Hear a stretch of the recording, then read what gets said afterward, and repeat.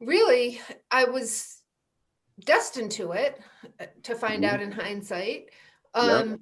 But I started in Western nursing later in life. I didn't go to nursing school till I was 28 years old.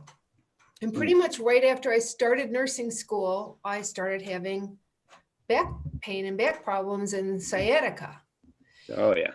And that would lead to 3 back surgeries, which I think I came to know you maybe after the third or between the second and the third, I don't know. And at one point I was in a wheelchair. And the doctors told me that I wouldn't walk again. I lost all the reflexes in my left leg down.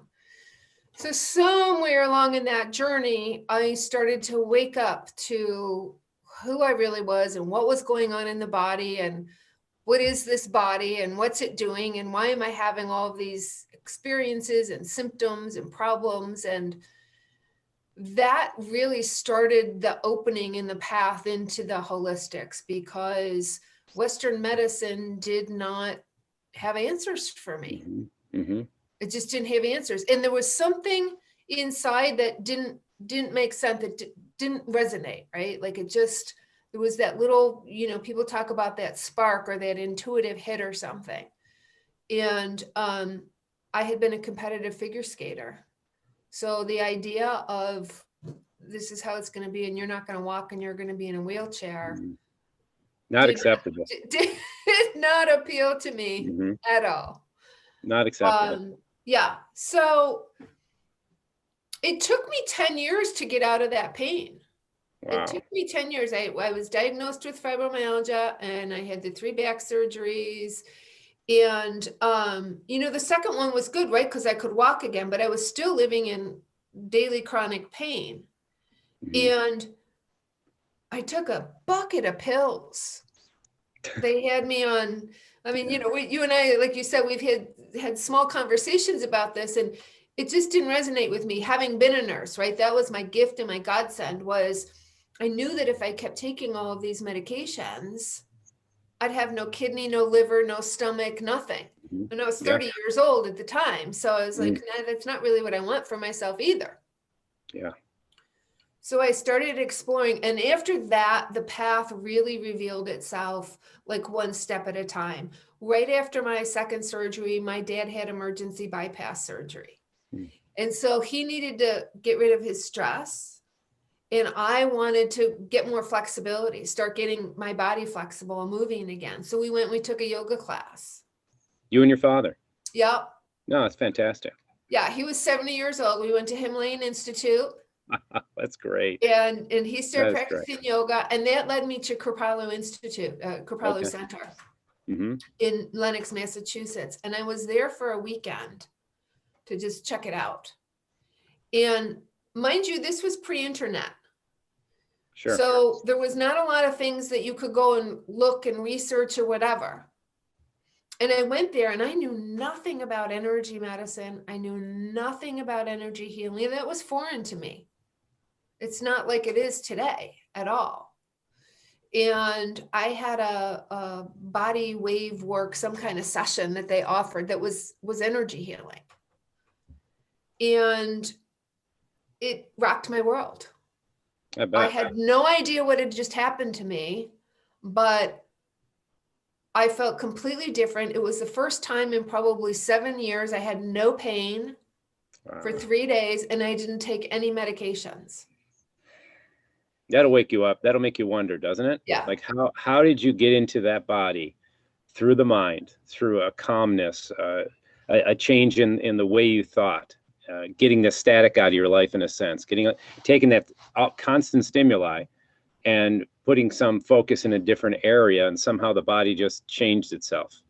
Yeah. That to me is one of the most fascinating things about mind body medicine, is that when you start to see, and then you start to put the pathway together. I'm not happy until I know how something works. I come from a very mechanical background, and when someone first described to me how much the body prepares itself for whatever the mind tells it the environment is signaling. So if the environment is signaling danger, we get into the danger physiology.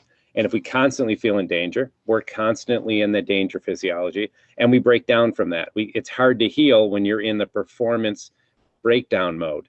You have to get into that other mode. right? And that's obviously what happened with you. Yeah. You know, at the time, I just knew that something really profound had happened. Hmm. And I had to know what it was. Like, what just happened to me? And why, after all this time, taking these medications, like I was taking 10, 15 milligrams of Valium, I was taking Elavil, I was taking, 800 milligrams of Motrin, I was taking 10,500 Vicodin. I mean, it was a walking pharmacy. And all of a sudden, something had happened, like a switch had been flipped. Yeah. And, One of the and what first was things, that? one of the first things I thought it was interesting when we studied pharmacology is that if we don't have a receptor for it, it can't work on us. So in other words, a drug put in our body has a receptor. So if you have a receptor, you probably can create that chemistry yourself, would be the logical explanation or the logical belief from that point. So how do we get our minds to create the chemistry that would put us in the healing state, whether that be to decrease pain or to turn on healing? I think that's at the crux of what mind-body medicine is. And when we say mind-body medicine, I know Deepak Chopra gets into the body-mind or the mind-body. He doesn't like to separate them. He puts the two words as one word. I don't separate them either.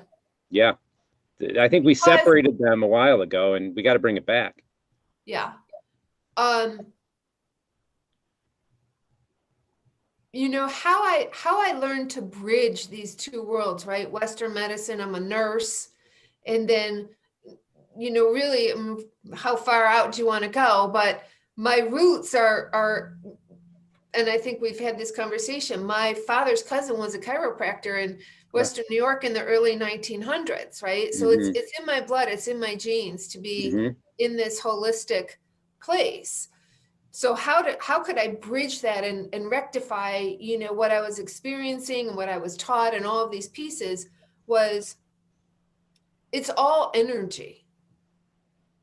The mind isn't one energy and the body another energy. Like, we're all in one container. Yes. It's one continuous.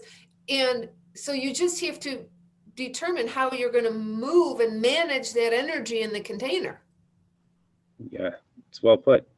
We have the ability to choose, and it is fully a choice, I believe, on what's going to stay in this container and what's going to leave the container. I heard someone say one time that one of the things that separates us to some degree from animals is we have the ability to choose our own thoughts. And I know, like in meditation, that is what I do. I choose to think of other things besides the here and the now. And expand on that for me. When you think about how, as developed beings, we have such a forebrain that is, in one sense, making us kind of crazy, right? Making us have to deal with emotions at a higher level and have this consciousness. And at another level, that same consciousness can be what we use to heal ourselves. So talk to me about when you meditate, when you get into those healing states, what are you focusing on? What are you trying to do? I've used the term equanimity, to become equal to everything around me, to be the same size as everything. So nothing seems bigger or smaller or better or worse, that we're in a sense equal in that sense. And with that equanimity, there's peace instead of conflict. Yeah, that's interesting. I have a totally different process. Oh, good. A totally Good. different process. I like different ones. Let's mix it up. And one piece we skipped over was in the process of me getting into healing was that I was led to becoming a clinical Ayurvedic practitioner.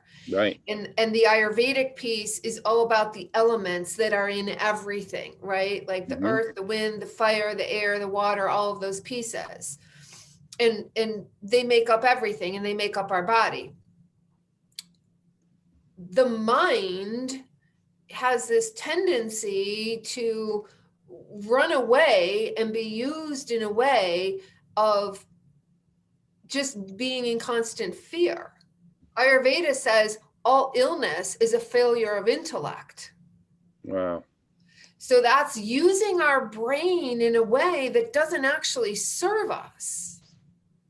And that's also another way that we get to choose. We get to choose what we want to think about.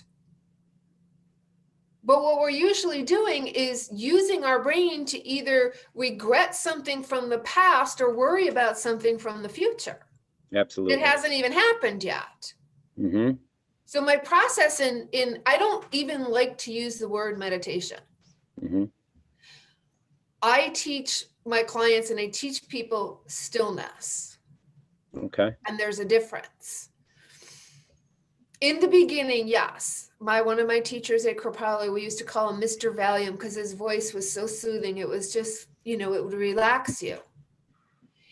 And we become what we practice.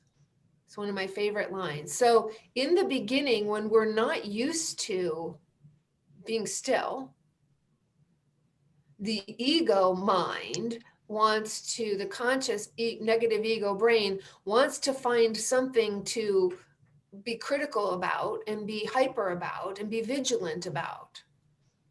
But in that place of stillness, all I do is I come, I have a meditation room and I come in every single morning, and my only path, my only purpose is as I follow and watch my breath. Because we can't shut our brain off, but we can give it something different to focus on. And so in the beginning, people will listen to a meditation because it helps give them a point of focus. And they have to listen to the music, or they have to listen to the voice, or they're focusing on the visualization going down the river or the light or the sun or the ocean or whatever. But when you use the breath in the rise and the fall of your chest, in your heart center, you're actually tuning in and tapping into your life force. You're tapping into the energy that is your energy, that is your inner healer, your inner wisdom, where you get your answers versus from something else outside of you. Right. The issue I see a lot of times is people searching for the answers to their issues outside of themselves, right? Change the world instead of change yourself. And I think the first step would be to change yourself, and then follow into the world and make the changes according to who you really have become. As you become something greater, you attract different people, and you have different conversations, and your focus changes, and pretty soon you're bringing up the spirit and the energy of people that are harmonizing with you. And that becomes very powerful for everybody. It becomes, encouraging for everybody.